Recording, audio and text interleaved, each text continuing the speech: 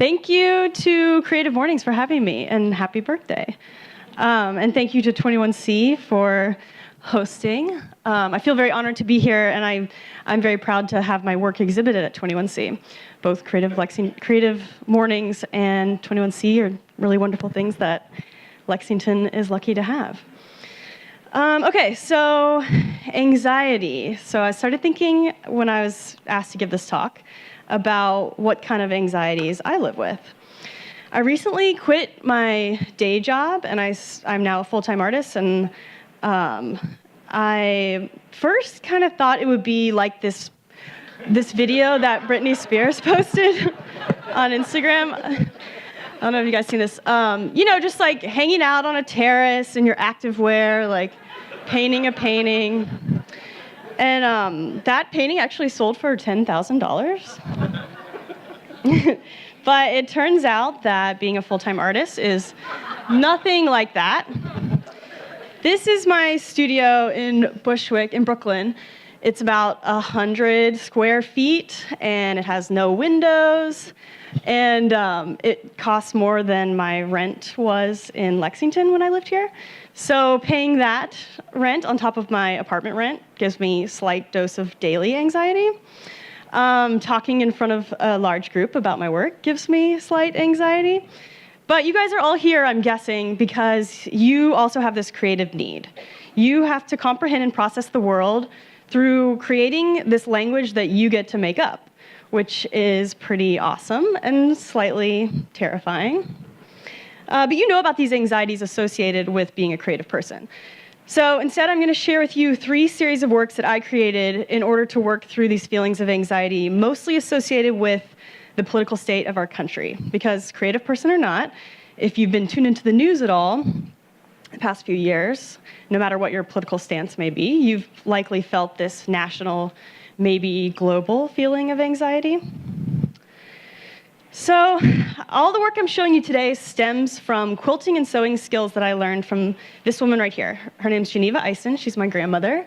She is from Kingdom Come Creek in Whitesburg, Kentucky. And this is a quilt we made together that won first prize at the Letcher County Homemakers Club.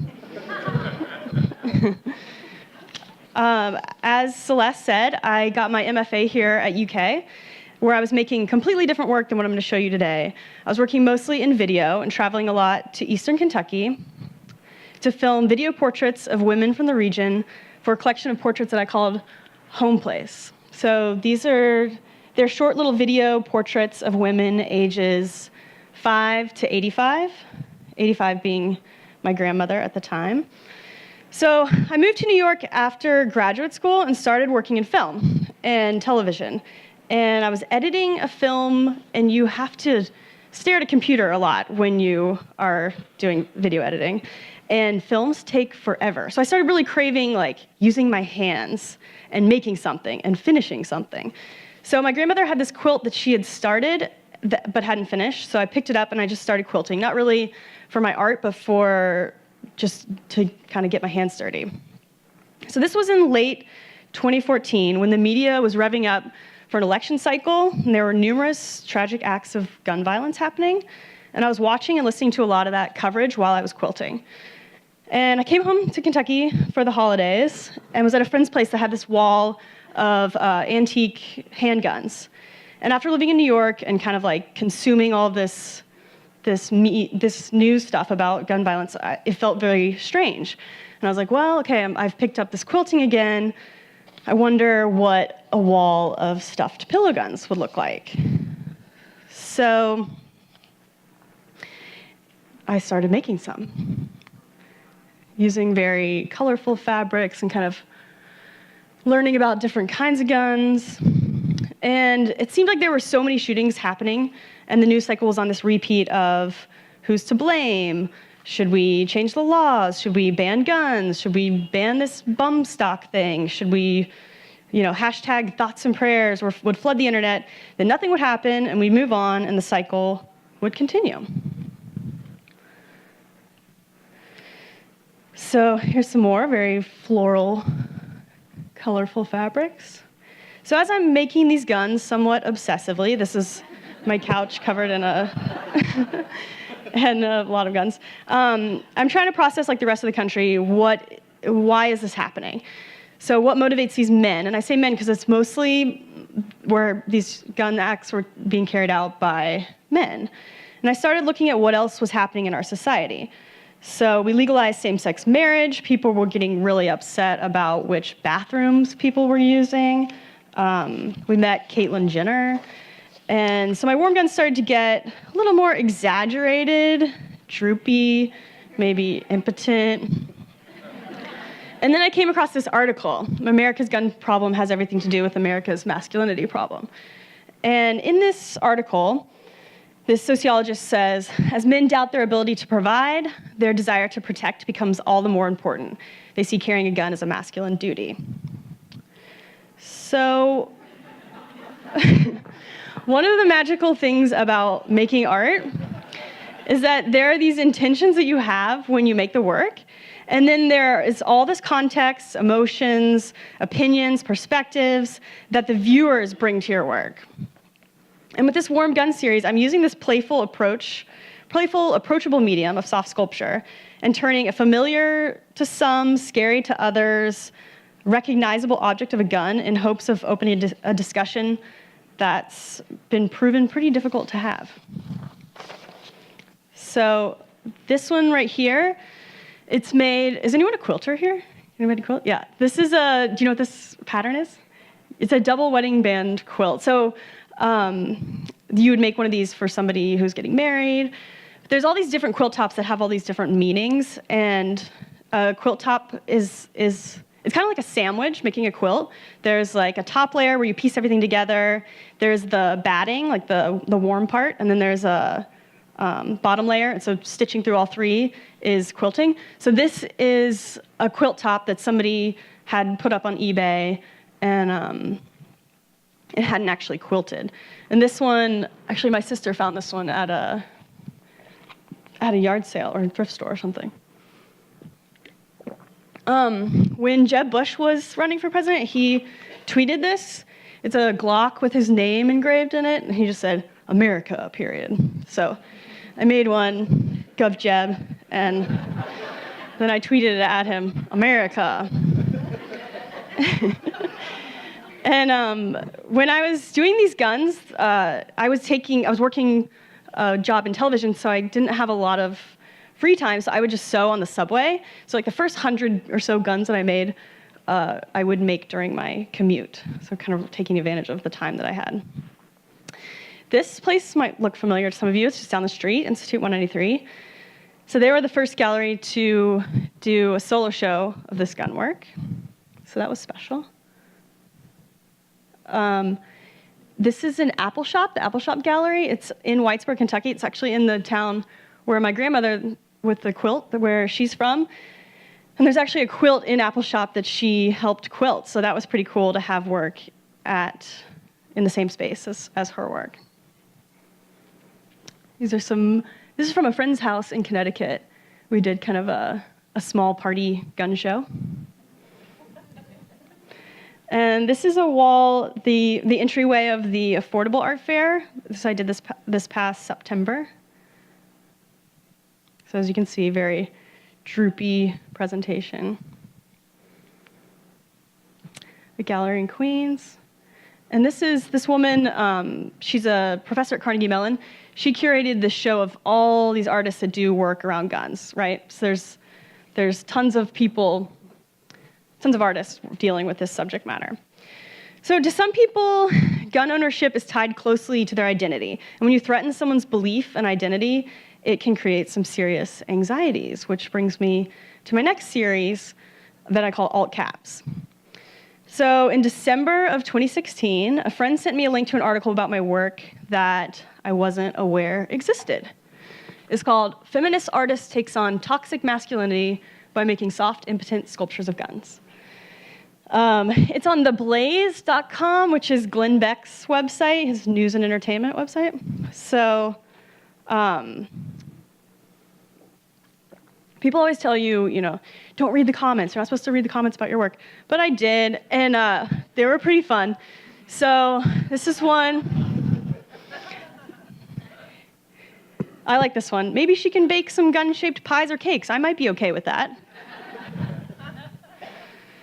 Soft and impotent is how Ms. Baxter likes her men, LOL. Somehow I don't think she dates men. Society built on the feminist idea will never exist long enough to be part of mankind's history. This one's pretty intense. I'm sorry, feminists, you were sexually abused as a child and physically abused as an adult. It must be sad living out the remainder of your life bitter, angry, and resentful. So I started turning these into banners and wall hangings, similar to the ones that you might see that were made from suffragettes in the late 1800s, or ones that you might see in tomorrow's Women's March, or last year at the Women's March. This one kind of sums it up for me, like the whole project. Clearly, Natalie Baxter is confused about her role as a woman. All right, what is my role as a woman to like sit home and sew things, or? So I made that into a banner. Democrats just want to be sluts. This chick needs a good railing. Some of them are more playful and fun, like just go burn your bra. Or progs are so silly, progressives are so silly. This libtard is out of her freaking mind. I learned a lot of new words doing this too.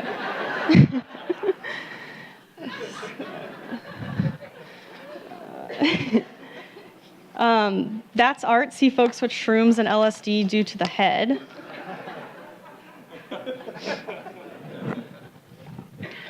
Just a man-hating feminazi with no redeemable qualities, not to mention no brain.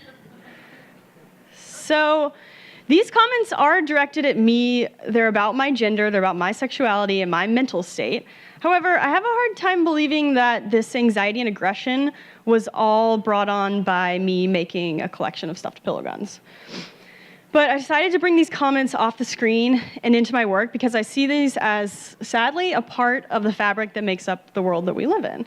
And I feel like instead of shrugging it off or ignoring it, I feel like it's good to bring it out in the open and confront it. So hopefully I'm achieving that. The last series I'm going to show you is from this collection of different versions of the American flag that I call bloated flags.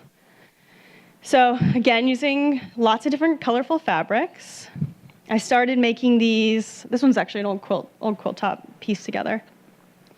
I started making these the summer of 2016 when the Republican National Convention and the Democratic National Convention were taking place, and it was becoming very apparent that, or at least to me, maybe everybody else already knew or whatever, that our country was very divided and that people were taking Trump seriously as a candidate.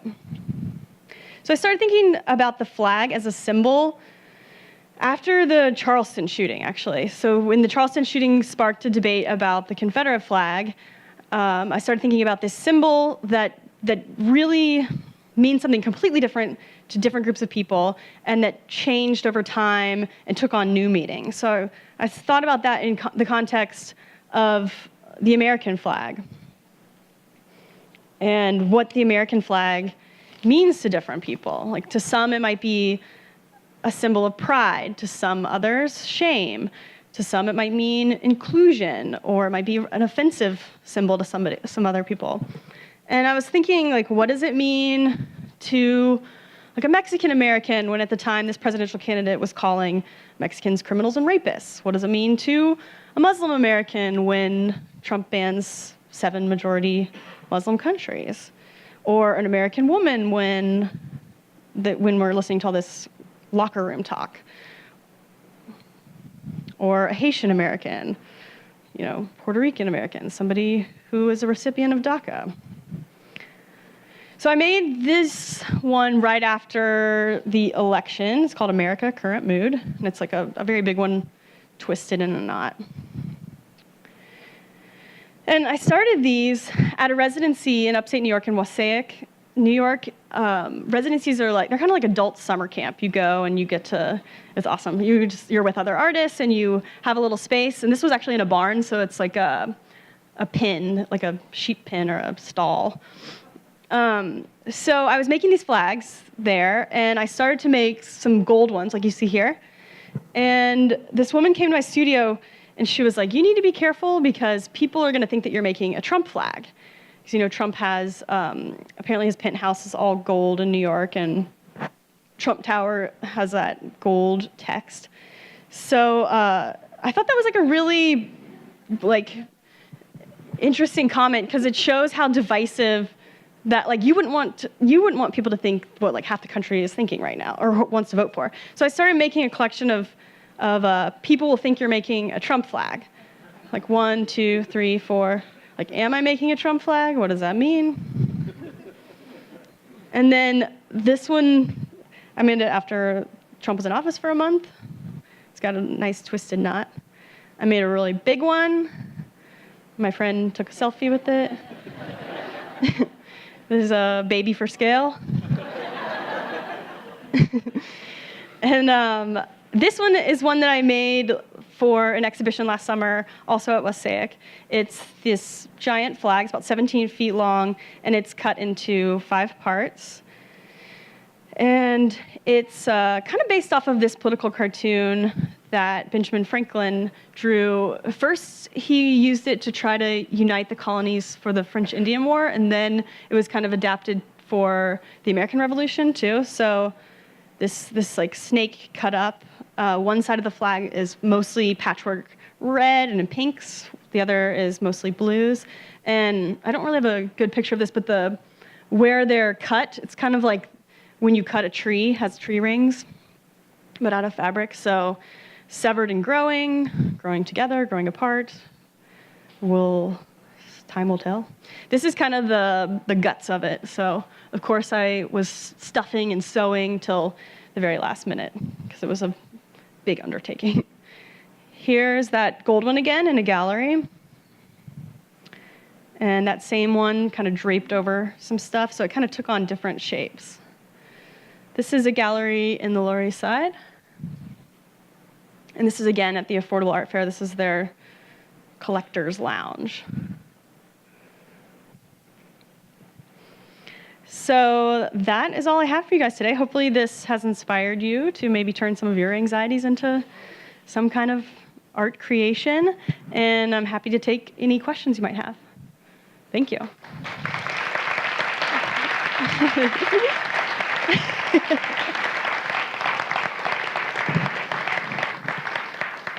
Yeah.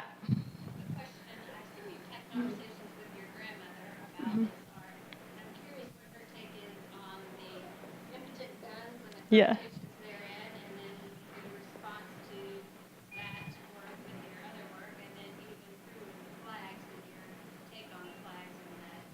Yeah. My grandmother, she sadly passed away this past spring, and the last couple of years of her life, she had dementia, but I would show her every time. I'd show her pictures or bring her stuff, and I showed her the pictures of like the men in their underwear. I think she was just like, Lordy mercy. But she liked it. She was like, I can't believe you did all this. But she was someone who, she kind of obsessively quilted too, and she was kind of like the person that people would bring things to mend or sew on the creek. So yeah, I think she approved. Did I answer your question? Yeah, okay. Anybody else? Oh, wait. Most unique fabric. I would say the quilt tops. They're like, I think one woman was like, I can't believe you're cutting up quilt tops, which does feel kind of sacrilegious a little bit, but most of them have been sitting in someone's attic for so long, and they're like, I don't know what to do with this. I'm selling it on eBay for $30. Like, who wants it? But I have one that's like so perfectly, or it was hard to cut up that one that my sister gave me because it was really amazing. And I finally held on to it for like a couple of years, and I was like, all right, I'm gonna do something with it. So yeah, probably the quilt tops, because so much time goes into that. But maybe I'm giving it a new life. Yeah? How many guns do you think? And then also, is that something that you kind of put behind you, or do you find yourself going back and doing those sort of throughout while you're doing other stuff? Yeah. I've probably made, I stopped counting at like 150. So I think I probably made like 200 or more. I don't know. I've definitely lost count. But yeah, I still do make some of the gun work. Because I think it goes really well when I show that alt caps work. Sometimes I like to display it with a few guns because it's like, this sparked this. It's like a nice conversation. But also it's not like the gun problem seems to be going away. So I feel like it's kind of might continue. Who knows? But I feel like recently I was like, I think I'm done with flags. Might be done with this. I might be done with the text pieces too. I think it might be time for something new. I kind of have ideas that are cooking, but one thing that I had never done before the gun work, I didn't talk to people about it for a long time. Like sometimes it's good to talk to people like, hey, I'm thinking about doing this idea, but sometimes it kind of taints it. And so there was like 6 months or so, I was living in the basement, like this basement room in Brooklyn with like 5 boys, and I was just making so many guns that were just like piling up everywhere, and I was like, oh my God, what have I done? Like I had no shows coming up or nothing. I was just like, am I just gonna move from like apartment to apartment with like a million of these, like what have I done? But luckily it took off from there. But yeah, so sometimes I think it's good to kind of let stuff cook in your brain before you talk about it. Yeah. So where are all of these 200 guns? Are they like permanent exhibitions, or do people buy them, or where are they? A lot of people bought them, and then some are, like right now, there's some in Berlin, there's some in upstate New York, there's some in, there's going to be one in New York soon. They're like all over. They've traveled around. Oh, San Francisco. They're out and about, and then sometimes they come back, sometimes they don't. So, yeah. Yeah. I know it's a kind of a crazy year, right? I feel like I listen to the radio a lot, like these like talk radio in there's this show in New York. It's called Brian Lair. I don't know if anybody who listens would know that, but it's like this call-in show that people all around New York, all different types of people call in about like political stuff or New York stuff or whatever. I feel like hearing from other people and also just like communicating with communities like this, where you come together and kind of talk about stuff, kind of quells anxiety. Because sometimes, like when I was listening to too much of that news cycle of that gun stuff, it messes with you, right? And I feel like the media has gone through this identity crisis over the past year too, where they're figuring out how to not do that, so I guess better, but still like figuring out ways of what you can do as an artist or as a engaged citizen. Yeah? So the process of making, does that help? Because I as a maker myself, understand that sometimes it's really in your head about it. Mm-hmm. It doesn't help dispel the anxiety. It feeds, right? Yeah. So for you, is that process of making something that helps dispel anxiety? Or Yes. Yeah. Especially maybe because I'm sewing, and sewing is kind of this like, yeah, and it's like a meditative kind of thing. Yeah, but if I don't like go to the studio for a while, or if I'm like traveling for a bit and I don't get to make something, I definitely get maybe that gives me anxiety, like not working. My husband calls it my art medicine. So he's like, just go to the studio. Yes.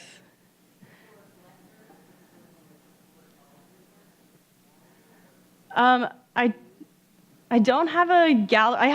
This group Uprise Art, I don't know if you guys have ever come across that, but it's kind of like this, it's like a gallery representation, but like loosely. You know what I mean? So like, it's like you're like dating and not married or something. I don't know. But so they sell some of my work, but Uprise Art, And then I have Instagram and all that stuff. Natty Bax is my Instagram and Twitter. Yes? So after you read the comments, Mm-hmm. how long did it take you to go from like, shit, that's being hurtful, Yeah. to like, I'm gonna make money out of this? Yeah. And second part of that, did you ever, like, before you were reprising art, did you ever reply in the comments? I think I would have had to make an account or something, and I didn't want to associate myself with. Yeah. I mean, the people who made these comments will never see this work. Probably. I mean, maybe they would, but I don't think so. But yeah, when I first read them, I was like kind of scared a little bit. I was like, this is freaky. Like, some of them, I didn't show these, but some of them were like, you should be dead, you should die, kind of thing. You know, like you should point a gun at yourself. All this stuff. I was like, whoa, it's kind of intense. But then after like 5 minutes, I was like, okay, what can I do with this? And then I went out to a few openings that night, and I think I'd posted something, like one of the comments maybe on the internet, and then on Instagram or something. And then so I ran into a few people who were like, whoa, I saw what happened. And they were like, you got to do something with that. And I was like, yeah, that kind of like reiterated, like, yeah, I do. Like, I should do something with it. Because it was, yeah, what do you do with, what else can you do with comments that are that crazy? Anybody else? Yeah. That's what you sound like my dad, or that's what, the idea of the gun stuff. Yeah, because a few people will. I've seen other kind of fabric-made guns, but I feel like maybe that's another reason, kind of why I was like hush about it in the beginning. And once I got a little bit of press, then it's like, well, if somebody else makes fabric guns, then it'll be out there. It's known that I was the first one to do it. But I don't really know if you can copyright stuff like that. Yeah, I don't. Yeah. Yeah, and well, also there's this thought about context. Like, if I sold, those could very much be like on Etsy or like whatever on a website, and they could be seen as like decorative, cute things. But because I'm putting them into this gallery context, they have a whole nother. You approach it differently, right? With hopefully more thought-provoking. Buckman. Now that you're more of a public figure and political art, consciously brush up on your politics and discourse you're talking about it now more than ever. You're saying, did I have to brush up on my politics? I feel like you're doing more research. Oh. I feel like because I feel like I listen to the news more. I also worked for a big news television organization, so that kind of like I was becoming more tuned in from working there. But then also, I think because I spend a lot of time sewing, I listen to the radio a lot, so I get a lot of these political perspectives. But I don't know if I would even say that I'm a political artist. I think I'm just like responding to the world that is around me that happens to be very politically charged right now. Or maybe, I don't know, maybe I am. All right, thank you guys so much. It was great. Ready to do your giveaway?